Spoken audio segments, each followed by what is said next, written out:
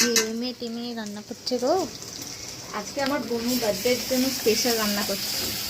ওটা কি বানাচ্ছি? এটা হচ্ছে ফিশ কাটলেট বানাবো, তার জন্য মশলাটা একটু রেডি করছি।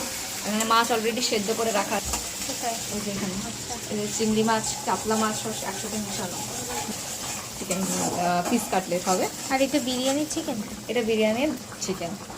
এটা হচ্ছে দাদা বৌদি স্টাইলের চিকেন বিরিয়ানি হবে, তার জন্য পেঁয়াজের রসে চিকেনটা সেদ্ধ তা আমি তো বোনু, আমাকে দাদা বৌদি স্টাইলে খাওয়াবো? হ্যাঁ, দাদা বৌদি স্টাইল খাবি না? তাহলে তো খেতে হবে, আমি খেয়ে দেবো। না, করছি যখন খাবো না কেন? খাবো। পেঁয়াজ দিয়ে দিবি? পেঁয়াজ দিয়ে দিলাম এখানে।